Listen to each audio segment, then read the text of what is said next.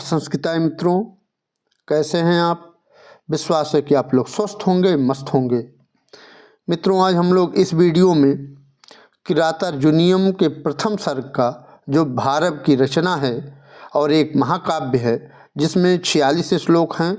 46वें श्लोक में 16वें श्लोक, इस किरातार्जुनीयम के प्रथम सर्ग के 16वें श्लोक का हम लोग इस वीडियो में अध्ययन करेंगे। इसमें हम लोग इस श्लोक से संबंधित व्याख्या को देखेंगे और इससे बनने वाले प्रश्नोत्तरी का भी अध्ययन करेंगे और इसमें कौन से छंद हैं, कौन से समास हैं, कौन से कारक हैं इत्यादि का भी इस वीडियो में हम लोग अध्ययन करने वाले हैं। मैं हूं मनोज पांडे, आप देख रहे हैं मंगलम मंत्रा चैनल। अगर आप लोग 15वें श्लोक का अध्ययन नहीं किए हैं तो इस वीडियो के डिस्क्रिप्शन में उसका लिंक दिया गया है, वहां जा कर के उस लिंक के माध्यम से उस वीडियो को देख सकते हैं। ठीक है, आइए इसका पहले हम लोग 16वां श्लोक है भारव के द्वारा। इस श्लोक में दुर्योधन के वैभव का वर्णन वनेचर द्वारा युधिष्ठिर के सामने किया जा रहा है। अर्थात इस श्लोक में किसके द्वारा? वनेचर द्वारा। ठीक है, वनेचर द्वारा उस दुर्योधन के भवन का, ठीक है, उस दुर्योधन के वैभव का वर्णन करते हुए युधिष्ठिर से कहता है, क्या कहता है? तो यहाँ है, पहले वाचन करते हैं हम लोग इस श्लोक का। ठीक है, अनेक राजन्य रथाश्व संकुलम तदीयमास्थान निकेतनाजिरम नयत्ययुग्मच्छदगन्धियार्दतां वृषं नृपोपायन दन्तिनां मदः अनेक राजन्यरथाश्वसङ्कुलं तदीयमास्थान निकेतनाजिरं नयत्ययुग्मच्छदगन्धियार्दतां वृषं नृपोपायन दन्तिनां मदः। तो मित्रों, ये श्लोक का वचन रहा। आइए इसके अर्थ को देखते हैं। वनेचर कहता है कि हे महाराज, जो दुर्योधन का जो राज व्यवस्था है, उसका जो वैभव है वहाँ का, उसको सुनिए। वह बताता है तदीयम, अर्थात तदीयम उसका अर्थात दुर्योधन का आस्थाम निकेतन अजिरम। ठीक है, तो यहाँ तदीयम उसका अर्थात तदीयम किसके लिए आया है? दुर्योधन के लिए। उसका आस्थान अर्थात सभा, निकेतन सभा भवन, निकेतन मतलब भवन या घर। ठीक है, तो आस्थान सभा भवन और अजिरम सभा भवन का आंगन। यहाँ अजिरम का अर्थ भी पूछ सकता है। ठीक है, अजिरम मतलब आंगन। ठीक है, तो उस दुर्योधन के सभा भवन का आंगन क्या?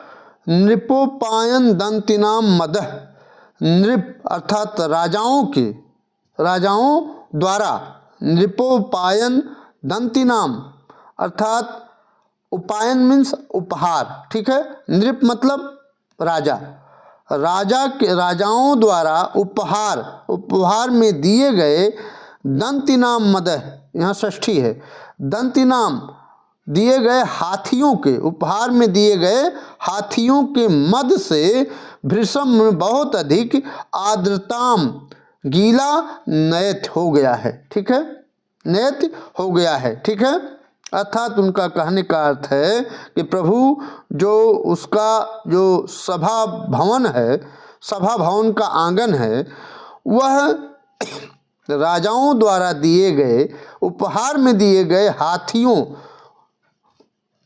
उपहार, क्योंकि दुर्योधन क्या था? राजा था, और राजाओं के द्वारा क्या उपहार में दिए गए? हाथी दिए गए थे। और उसी हाथियों के मद से, किससे? मद से उसका जो सभा भवन का आंगन है वह क्या हो गया था? आर्द्रताम, गीला, नयत मन हो गया था। ठीक है, नयत हो गया था मद से, किससे? हाथियों के मद से, ठीक है। और हाथी कैसे रहे? मद युक्त रहे, अर्थात इससे मद से यह अनुमान लगाया जा सकता है कि हाथी भी क्या थे? अभी खूब नौजवान थे, ठीक है। और वो हाथी कहाँ से मिले थे? राजाओं द्वारा उपहार में दिए गए थे। किसको दिए गए थे? दुर्योधन को दिए गए थे, ठीक है। फिर कह रहे हैं और अनेक राजन रथाश्व संकुलम, ठीक है। अनेक राजाओं के रथों, अनेक राजाओं के रथों और अश्व, रथों से और घोड़ों से, अश्व मतलब घोड़ा, घोड़ों से संकुलम भरा हुआ था। क्या हुआ था? भरा हुआ था। किससे? अनेकों राजा अपने राजाओं रथ और घोड़ों से आकर के उसके महल को शोभायमान किए हुए थे, ठीक है। भरा हुआ था क्या? उसका अजिरम, आंगन भरा हुआ रहता था, ठीक है। अर्थात कहने का अर्थ है, और यहाँ पे एक और विशेषण दिया, युग्म छद गंधि, यहाँ दिया है ना, अयुग्म छद गंधी, अर्थात सप्तपर्ण के पुष्प के समान गंध वाला, पुष्प के समान अर्थात सप्तपर्ण। अयुग्म किसे कहते हैं? अयुग्म का अर्थ आप बताइए, ठीक है। यही बता रहा है कि जो उसका ना अजिरम है, उसका आंगन है, वह हमेशा राजाओं द्वारा दिए गए, उपहार में दिए गए हाथियों के मद से हमेशा भीगा रहता था, ठीक है। भीगा रहता था मतलब बहुत ज़्यादा भीगा रहता था, ठीक है। क्या? सभा भवन का आंगन। किसके सभा भवन का आंगन? तो दुर्योधन के, ठीक है, दुर्योधन के। इतना समझ गए? अयुग्म मीन्स क्या होता है? अयुग्म मतलब होता है जो जोड़े में ना हो, जोड़े में ना हो, ठीक है। अर्थात बता रहा है बनीचर कि सप्तपर्ण वृक्ष के पुष्प की गंध वाला राजाओं द्वारा उपहार में दिए गए हाथियों का मद, जो अनेक क्षत्रिय राजाओं के रथ और घोड़ों से भरे हुए दुर्योधन के सभा भवन के आंगन को अत्यधिक गीला बनाए रहता है, ठीक है।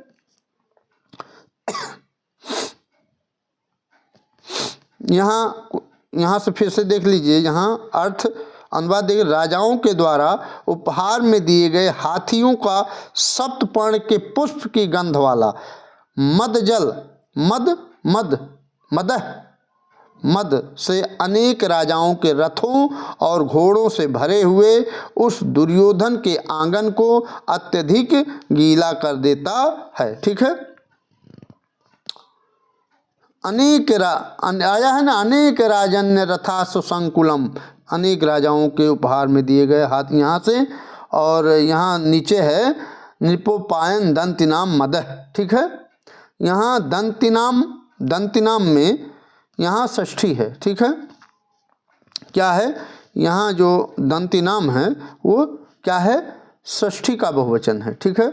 और संकुलम मीन्स क्या होता है? भरा हुआ। यहाँ संकुलम मीन्स भरा हुआ, ठीक है। तदीयम मानो उसका, तदीयम किसके लिए आया है? दुर्योधन के लिए आया है, ठीक है। और यहाँ अजिरम का अर्थ भी पूछ सकता है, ठीक है। अजिरम मतलब आंगन, ठीक है। और आस्थान मतलब सभा, और निकेतनम मतलब भवन, ठीक है। अयुग्म मतलब होता है जो जोड़े में ना हो, ठीक है। नृप राजा, ठीक है। उपायन मतलब क्या होता है? उपायन मतलब उपहार। दंतिनाम हाथियों के, षष्ठी का बहुवचन मद से, ठीक है। यहाँ भृशम में बहुत अधिक, ठीक है, गीला हुआ करता था। ये मैं बता ही दिया। आइए कुछ परीक्षा दृष्टि देख लेते हैं, महत्वपूर्ण है परीक्षा दृष्टि, ठीक है। आप देख रहे हैं मंगलम मंत्रा चैनल, मैं हूं मनोज पांडे। अगर आपको यह वीडियो पसंद आ रही है तो लाइक और सब्सक्राइब जरूर करिएगा मित्रों। ठीक है।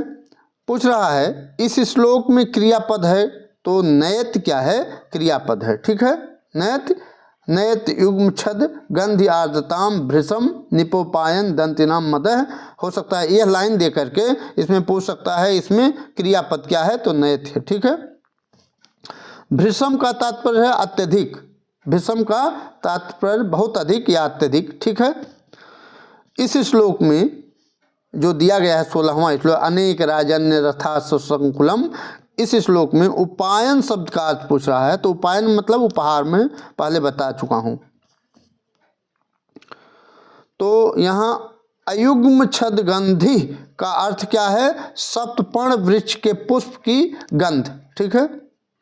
तदीयमास्थान निकेतनाजिरम में तदीयम से क्या किसका अर्थ बोध होता है? तो दुर्योधन का। ठीक है। किसका बोध होता है? तो दुर्योधन का बोध होता है। ठीक।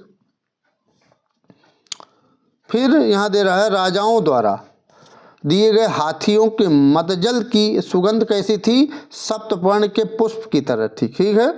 ठीक है। राजाओं द्वारा क्या दिया गया था? हाथी दिया गया था। ठीक है।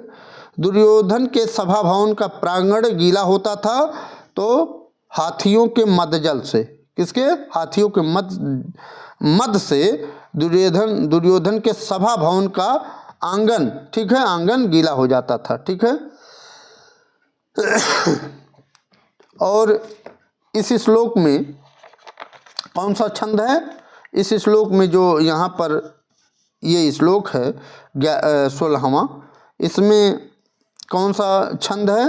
तो आप वंशज छंद है। ठीक है। कौन सा छंद है? वंशज छंद है। ठीक।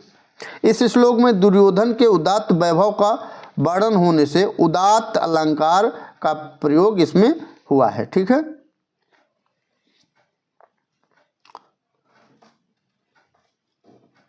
मित्रों, इस वीडियो में इतना ही।